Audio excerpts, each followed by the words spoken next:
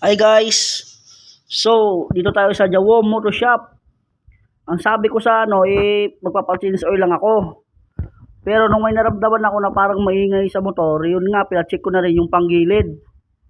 Hindi ko naman sana ipapacheck to, dapat 3 months pa kasi nga sabi nung pinagbilhan ko, sikanhan lang kasi ito. Sabi nung pinagbilhan ko, wala daw problema, wala daw sakit ng ulo. Kasi pinaayos niya daw lahat ng pwedeng ng mga sira. Kaya bago niya daw ibenta, malinis na, maayos na daw. So yun nga, pinantay ko muna ng 1 buwan bago ko pinatignan. So ito nga nung pinatignan ko na, anak ng Petex guys. Ang dumi ng panggilid. Pina-CBT ko na, pinano ko na lahat, palit bola. Yung spring pala, putol. Doon sa may parang brake shoe niya. First time, ang dumi guys First time ko lang kasi mag-automatic na motor. Lagi akong semi manual So yun nga guys, grabe. Sabi nung mekaniko, sabi niya, umaandar tong motor mo kahit hindi mo pinipiga kapag ini-start mo na. Sabi ko, paano mo nalaman yun boss? Sabi niya, syempre putol yung spring Kaya kusa na siyang umiikot. Ganun pala yun. So alam niya, kahit hindi ko pa sinabi, alam niya na. Magaling to. Magaling yung mga mekaniko ni Boss Jawo. Ayun, nilinis siya na lahat. Ang problema sa akin yung gas. Nabawasan yung gas natin. Baka ganun niya talaga siguro yun. Kasi kung sa kanila yung gas, baka babayaran mo pa.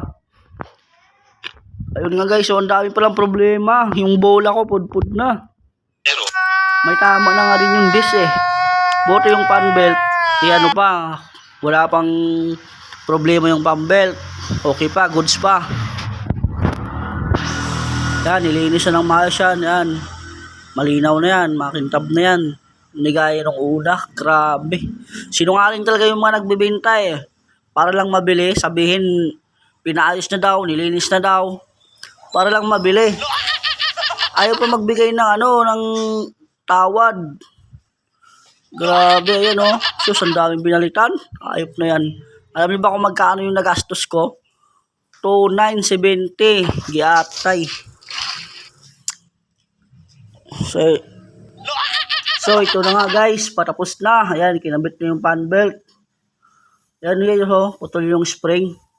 Sinungaling. Huwag kayo basta maniniwala guys. Dapat talaga ipapacheck muna, papalinis muna. Ayaw ba magbigay ng tawad? Tapos ganito pala yung itsura. Gastos pa ng 3K. Yan naayos na. Maayos yung fan belt guys. Grabe, laki ng gastos. Yung disc nga daw papalitan din kasi may tama. 3,100 daw yung gastos ng disc. Sabi ko tsaka na lang siguro dahil wala nang budget. So yun lang guys, yung mapapayo ko lang sa mga bibili ng mga sikanhan. Dahil ipacheck nyo muna siguro sa mekaniko bago nyo talaga bilhin kasi ang hirap magtiwala talaga.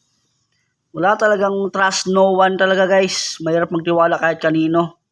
Puro kasi nungalingan na lang para mabenta lang.